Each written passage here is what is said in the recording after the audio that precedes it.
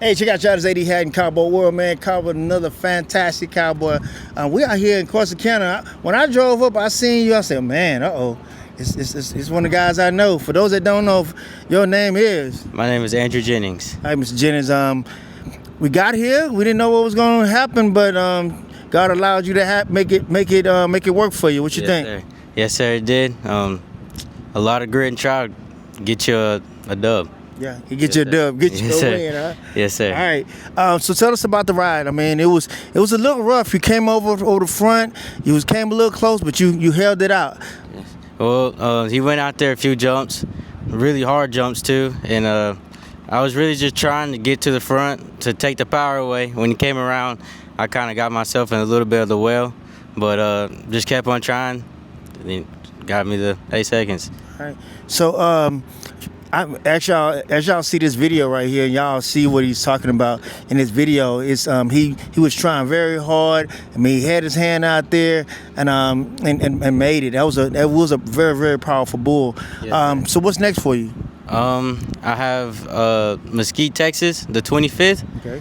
And that's all I can think of right now. Probably some other CPRAs. Yes, you've been getting on big bulls for a long period of time. I'm talking about from like pitching in the pine, all those big bull ridings. Yes, sir. Did that get you prepared for today? Yes, sir. Oh, they got me prepared a lot. The power from going up is a big deal. I went through a lot of slumps from the past year, and just glad it worked out today. Yeah, yes, I mean, I can understand it could be a slump. You know, as you gradually get older and have to get on bigger bulls, it's a lot more power, right? Yes, sir. A lot more power, most definitely. Yes, sir. All right, if you had to say something to your support system that helps you get down the road, I mean, who would that be, and how much that helps you going forward? I'd have to most definitely say my dad. We went to a lot of rodeos with hardly any money. Just putting it all on the line and just praying that it worked out. So most definitely my dad taught me throughout the whole way. All right, man. I can say that I've seen that happen. I mean, I've been following you since you was riding on calves, man, and yes, I'm very proud of you. Once again, it's 80 Hat in Cowboy, and you are Andrew Jennings. All right, check it out, y'all. It's the winner for today out here at Corsicana CPRA Rodeo. Hey, check out y'all's 80 Hat in Cowboy World out here in Corsicana, Texas. Finally caught up with him, man, and he's been going up and down the road all weekend. For those that don't know, you are James Collins. I'm Mr. Collins. Give us a rundown of your weekend so far and how you done. I did decent. I went to Giddings, Corsicana, Fort Worth, LaGrange, then back here today. I went 2 of them. So I could have did better. Right. I could have did better. And for those that don't know, the 2 were Giddings, Texas, and Corsicana. Okay, so you won those. Yes. I mean, you got some money out of it for sure. Yeah, I got some money. Keep going. Stay positive. Yeah. So what's next for you? Athens. I go to Athens, Texas, and Garmin, Oklahoma. Oh wow. Yeah. So I mean, you started off amazing PRCA. So what's next on that run? Not sure yet. Yeah, but you're gonna just keep on hitting all of them. I'm gonna keep hitting them. Yeah, I'm gonna keep hitting them. I mean, because you got a bunch of associations that you're involved with, so you can actually just keep on hitting them. Yeah, I keep going. Like LRCA, CPRA, UPRA, CRA, and Pro Rodeo. I'm in a lot of them. So basically, I mean, it's almost like jackpotting, but at the same time, you're rodeoing. Yeah, it is. I'm gonna draw good at one of them at least. You know what's amazing, that it's so many people know you from being able to just go in there and bam, hit a jackpot here. And is that kind of where you look at this or no? Man, I kind of look at it as everything one-headers now. From now on, everything is one-headers. It's just either a rodeo or a 3-head jackpot. I go at all of them like one-headers. Right. Yeah. Well, thank you so much. I know you're busy. Once again, I want to thank his entire family for their support with Cowboy World, and also you taking out the time to talk to me like you do, and also the young people. So once again, this is 80 Hat, and for those that don't know, you are James Collins. All right. Thank you so much, Cowboy World. Yes, sir. Hey, check out y'all. This lady had in CowboyWorld. I had to get down and talk to this little queen right here. For those that don't know, your name is? Dally, All right, where you from? Athens, Texas. Okay, so you said that you get ready to have your run right now. Who do you look up to for barrel racing? My mom, my dad, and my teacher named Sherry Pinkston. Okay, so how far you plan on going with barrel racing? Since my mom was in high school. How far are you planning on going with it? You plan on going to like the PRCA, on the NFR, or where you plan on going? NFR. NFR? Okay, all right. Well, y'all get ready. Look out for the next world champion barrel racer. And for those that don't know, your name is? Dally Scott. All right, thank you, Miss Scott.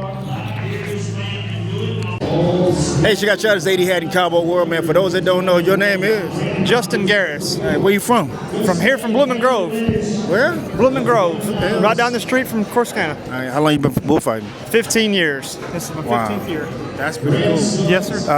So if you had to say something about this memorial, I mean, what does it mean for you to be here? Oh, it means the world to me. Because back when I used to ride bulls before I fought bulls, and when this was going on previous to this, I rode bulls for Jason Bottom's daddy, and so I've been part of it for a good while now. So it means a lot to me to be part of it again. So what's next for you? Do what? What's next for you? Man, I hopefully get down the road again here pretty quick, and that's about it. Let me talk to your partner right here. Hey, what's going on, man? How you doing, man? Good. How are you? What's your name? Dakota Gates, And where you from? River Oaks, Texas. Where's River Oaks, Texas? Where's that at? It's right outside of Lake Worth, Texas, about 10 minutes from the Coliseum, Fort Worth Stockyards. Okay, around that area. Okay. Yes, sir. Yeah. So how long you been fighting for? I fought my very first one when I was 8 years old in Shamrock, Oklahoma, but been taking it serious probably between 4 and 5 years. Okay, so what's next for you? Red Springs, New Mexico. Whoa, is that a CPRA or what is that? No, sir, it's actually a protection match. Okay. So is that like a grease paint tour or something like that, or no? No, sir, it's a Christian Mills deal that he puts on. It's called the Maverick Tour. I can't remember exactly which stop it is, but I was there 2 years ago and it was nothing but fun. So I'm excited to go back. Shout out to Christian Mills, man. It's a good friend of mine, man. Yeah, I love Christian to death. He's a good dude. They're making me feathers right now too. 2 feathers. All right, so what does it mean to actually be at this event right here? Man, it means a lot. My dad, he fought bull in this arena. My dad used to fight bulls too, Brandon Gates, and just be able to take after him and come fight where he fought really means a lot. It's very sentimental, and be able to wear his face paint and all that sort of stuff, kind of have his style, means a lot. So what's next for you? What's that? For us, like when I say next, like what's the end goal for you? Man, I just want to be the best, but at the end of the day, I want to allow my bullfighting to be a platform to share the gospel. That's my biggest takeaway. Like, if I can use my bullfighting platform to spread the word of Jesus, then that I think that would be the biggest dream and goal of mine. So if you was to give me a scripture that's dear to you, what would it be the scripture? John 15:13. Be love hath no man greater than this, and a man lay down his life for his friends. There it is, y'all. Check out y'all. This 80 Hat in CowboyWorld. And for those that don't know, you are Dakota Gates. Appreciate it. Thank you so much. Hey, check out y'all. This 80 Hat in CowboyWorld, man. Out here in I'm out here in Corsicana, Texas. Get ready for a CPRA rodeo. My first time out here, man. But I ran up into a really good friend of mine. He is a very extinguished gentleman for his teaching young men about rodeo, steel dog, and just all around cowboy. But he has a young protege that he was telling me about. So let me holler at him real quick. For those that don't know, what's your name? Lucas Yates. All right, where you from? I'm from Mansfield, Texas. Oh, you up that way, around Bud Ford area? Yes, sir. Okay. If you had to say something about the gentleman that's kind of instructing you right now, what would you say? And give him his name. Man, Kenny Altman, he's great. He teaches me all about horsemanship and ultimately bulldogging, but definitely horsemanship has been one of the biggest things, and it helps me get right on younger horses, on finished horses, anything. I know I'm gonna get in there, make a move, make a run. Yeah. So were you doing any calf roping before this, or you just Yes, said sir. you want to be courageous and jump off a horse? Yes, sir. I'm a bulldog. I mean, a lot of people are like, man, he wants to jump off a perfectly good horse. Who wants to do that? And he's like, me. Me. All right. So, is there anybody that you look up to for still dogging, or that you kind of see that you paying attention to? I definitely try to base my steer wrestling off of Justin Schaefer and Tyler Wagaspack. Oh, wow. Those are the two ones that I really try to devote watching and just try to recreate what they do. Okay, but you studying the craft? Yes, basically. sir. Okay. You know, because I talk to a lot of young people and they be like, well, I want to do this here, but they don't say who they're really paying attention to and what level of excellence that they want to be on. If you had to say how far you want to go with still wrestling, how far would it be? Man, think about Holden Myers right now, and he's number 1 in the world. And last year he didn't do very good, didn't make the cut, and I want to be just like that. Okay. Or maybe even higher than that. All right, so that's talking about being number 1 in the world, basically. Yes, sir. He didn't just say the NFR. He said number 1 in the world. How big can I go? That's the goal. All right, if you had to say something to your support system, like who would be your support system? Man, my family for sure. My family, my sponsors, and our Lord and Savior Jesus Christ. Man, I love that. Yes, I love sir. it. So you say sponsors, like who's some of the companies that you're doing? Tristan's Legends Foundation, Moten Associates, Fort Worth Barber Supply. Those are just a few, just to name them off my head. Good deal. Well, man, I am very happy that I stopped to talk to you, man. Yes, sir. You got a bright future. Yes, sir. Bright Thank future. you. Check out y'all, this 80 Hat in CowboyWorld. We out here at the CPRA Rodeo out in Carson County, Texas. And be on the lookout for those that don't know. Your name is? Lucas Yates. All right, Mr. Yates. Thank you so much. Yes, sir. Thank you. Hey, check out y'all, this 80 Hat in CowboyWorld. I'm out here in Corsicana, Texas. CPRA. Let me get him out. I'm tongue tied. Hey, check out y'all, this 80 Hat in CowboyWorld. And for those that don't know, you are J.R. McClellan. And where we at right now? We're in Corsicana, Texas at the 4th and last rodeo of the Lynn Bottoms Memorial Winter Series Rodeo right here at the Navarre County Expo Center. I couldn't have said it any better, man. I couldn't say that's why he's the announcer and I'm just the guy behind the camera. So tell us how long this been going on and give us a little background on it. Well, this has been going on since the early 80s. Lynn Bottoms and Jody Farmer started a little rodeo series here they did through the winter when most amateur rodeos were kind of shut down. They did a series here at Corsicana. It was called the Winter Series. Everyone came to it. Once Mr. Lynn kind of got out of the rodeo world, he got sick, got down. The rodeo went away for a long time. Jason has turned around with his family, and they really wanted to do something to honor Lynn. He was so heavily involved in the rodeo world with contestants, with people, and he loved his community. It was just, he gave back to Corsicana all the time. So, and Mildred as well is where he lived, just right outside the suburb.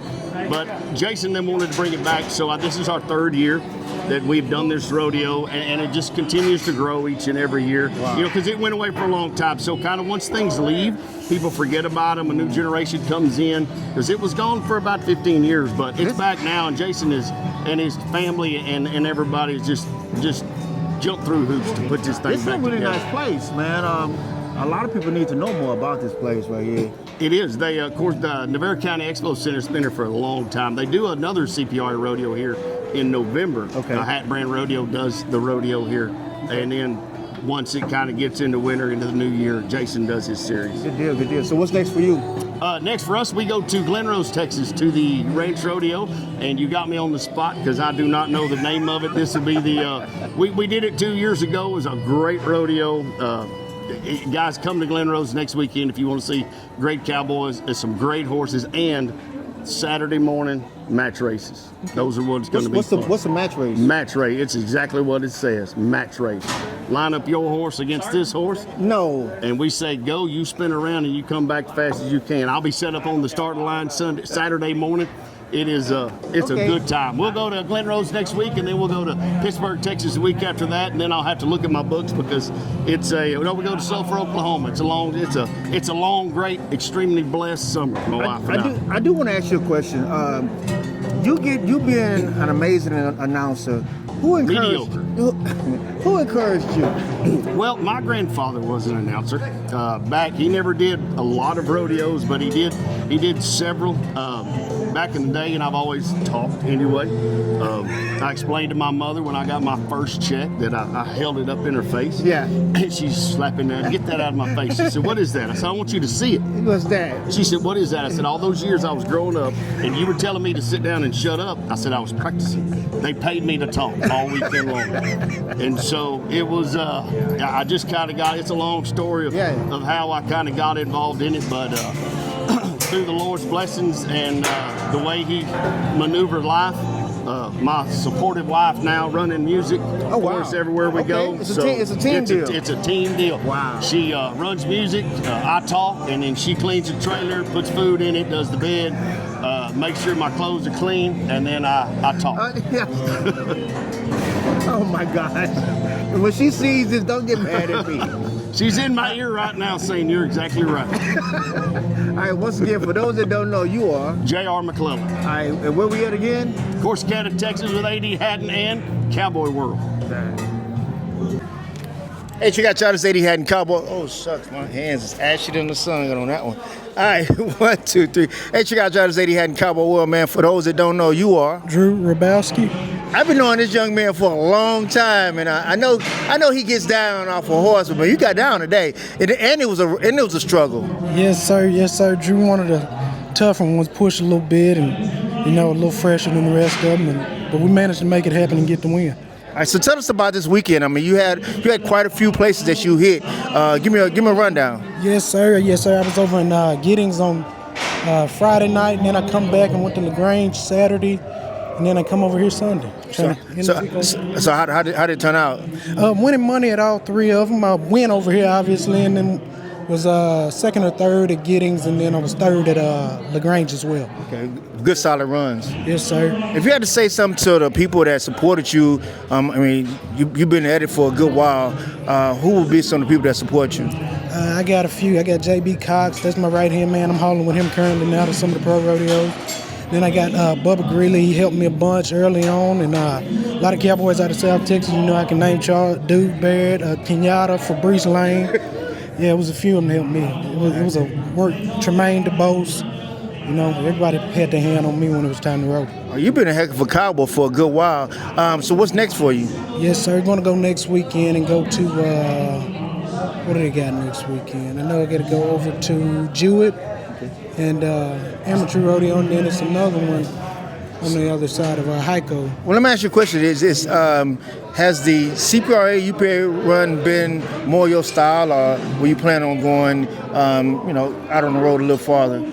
I plan on expanding my horizon and going out a little bit. We've been going out a little bit. I went to Montgomery, Alabama earlier this year and didn't do any good over there, but been hauling a bunch, and we go to all the rodeos. We don't have no preference. We take them amateurs or pros. All right, check out y'all, this A.D. Haddon CowboyWorld. We're out here in Carson County, Texas, CPRA Rodeo. And for those that don't know, you are Drew Rabowski. All right, thank you so much.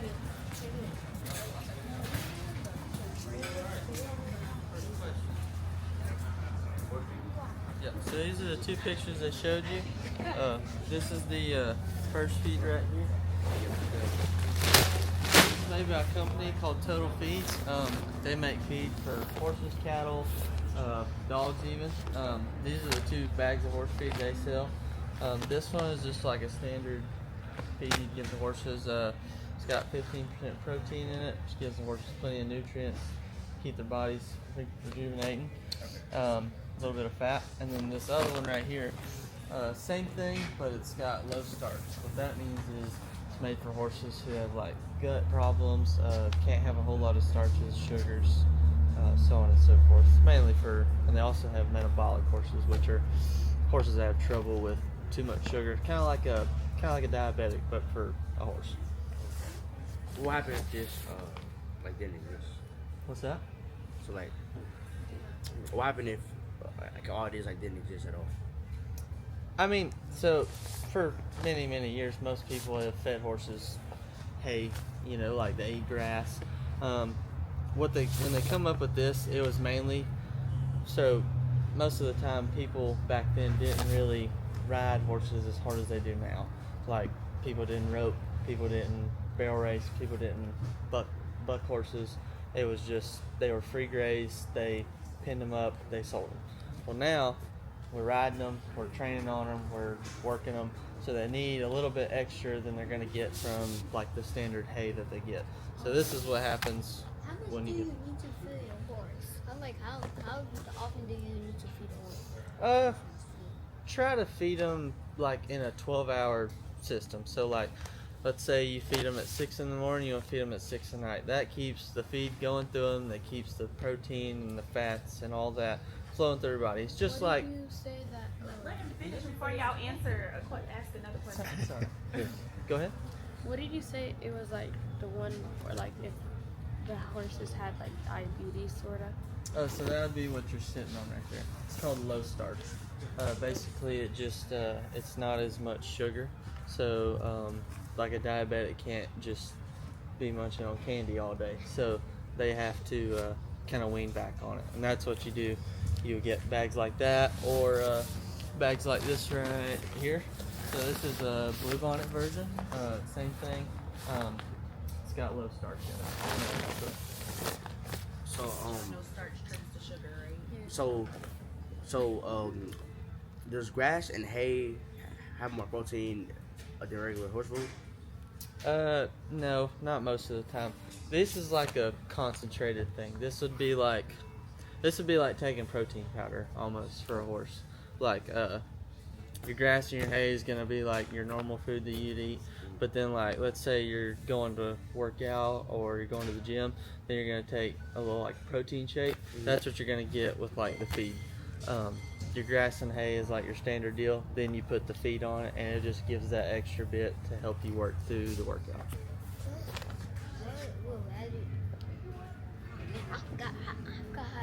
My question.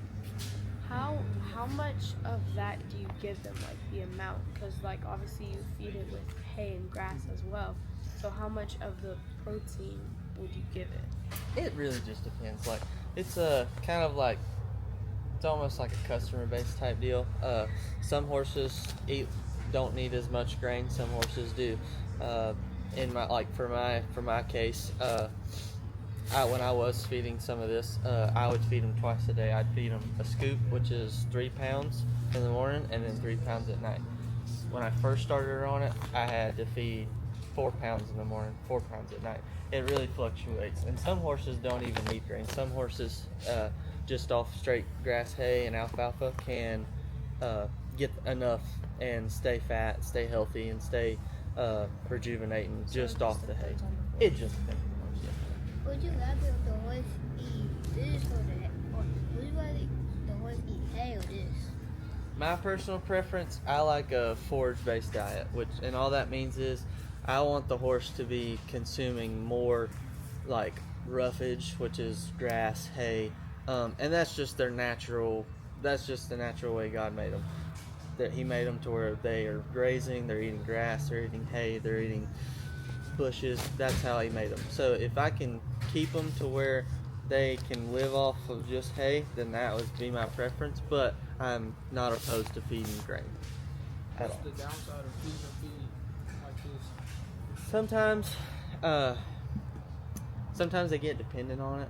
Like some horses, like if you just throw the grain to them and don't really like do it in increments, they'll get to where they'll only eat grain, and that causes what they call tying up. Means almost like ulcers, which is all that is like the horse's guts will tie up, because without the grain, without the roughage, without like the hay, their stomach can't necessarily process this quite as good as they can grass, hay, etc.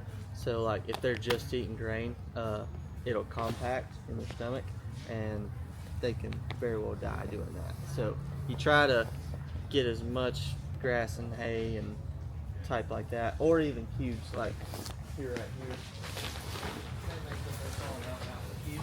here.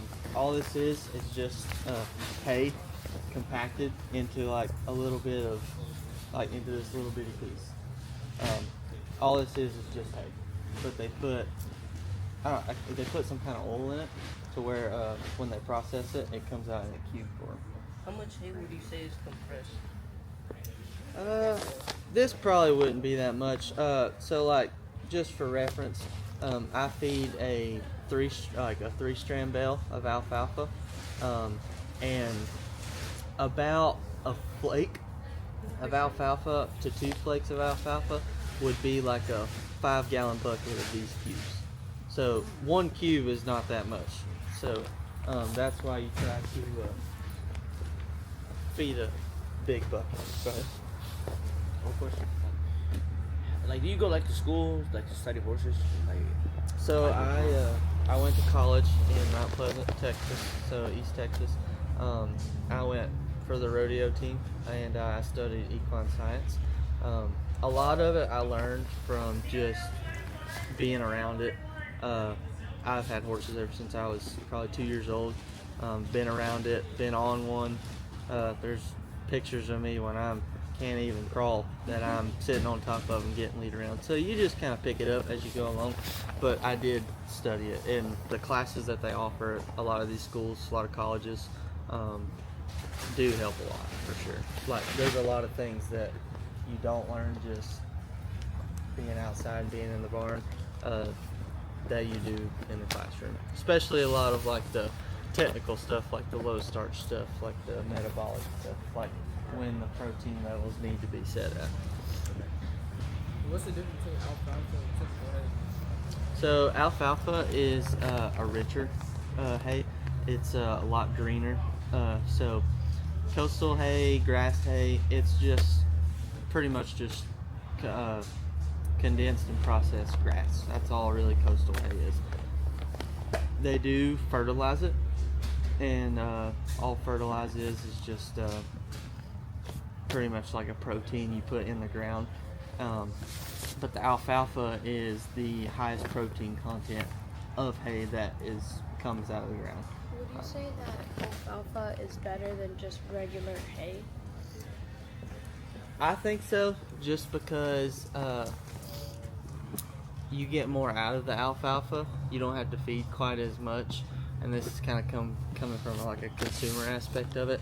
Like, say you don't really quite have like the money to just free choice the grass hay to them. You can give them an alfalfa, and they can get more per feeding. Like, it's a more yield content than you do regular hay. How much is like a bale of hay? So what we sell here at Teskey's, the 3-strand alfalfa bales are $25 a bale. The 2-strand coastal bales are $14 a bale. You can get big round bales from anywhere from $40 to $75, and that just depends on the quality of hay. $40 is usually like your cattle quality, not as good looking, and the horse hay is usually like $60 to $70, but that's for a big round bale. So that's gonna feed you. Go ahead. How much, like, say, because now you. Oh, I'm sorry. So I think we're gonna say the same thing. My daughter here. How much, like, does one bale feed? Last. Right. Yeah. Okay. So Or does it depend? it kind of depends on how much you want to feed them. So like they make a hay net by Hay Chicks. And what that is a free choice hay net, meaning you can put the whole bale in there, and they have little small holes in it so they can eat gradually throughout the day. I have a 4-year-old and a 4-year-old horse, and I free choice the alfalfa to him. And it usually, like with the 3-strand alfalfa bales, he usually goes through it in probably anywhere from like 3 to 4 days, and that's one bale. And so. How big are the bales? Once we get done in here, we can go down there and look at them for sure. Pretty just standard hay. There's not much to it. It does have a little bit of protein in it, and it does have some nutrients in it, but it's gonna be kind of like your lower end. So this is gonna be what they call orchard grass. Orchard grass is kind of like a specialty hay, I guess you could say. It's got a couple of different things in it. It's processed differently. It's got different content than you're gonna have in the coastal. How is hay actually like manufactured? So first they'll grow it, right? They'll put the fields. So there's like fields of like People normal sell grass. this. Yeah. Some people make their money off of this. Yeah, some people make a lot of money, Money off of hay. for sure. So they'll grow it, fertilize it. Once it gets to a certain height, they'll cut it. And what cutting it does is, like you can see right here, this is what comes out on the top once you grow it. These will be like this all the way up in the whole field. And when you cut it, it chops all this down and makes it to where then you rake it, which means you rake it into a file, and then you'll get what they call as a baler, and that makes the bales. It runs it in there, it brings it all into this holding center, and then it compacts it into these bales, and then they'll run the strings around inside the baler as well. So a bale, this is a 2-strand. Yeah, these are 2-strand. Yes, sir. Okay, what would one bale cost? So these bales, these are orchard bales. So these are gonna run about probably $18 to $20. Since they're 2-strand, so their smaller bales are gonna be worth a little bit less than a 3-strand bales. So these right here are coastal bales, less content than it's gonna have in the orchard hay. And so these are going to be a little bit cheaper just because they don't have quite as much nutrients. So that's about a $14. Yes, this bale is $14. Yeah, you can tell the difference. Like how much would you sell one bale for?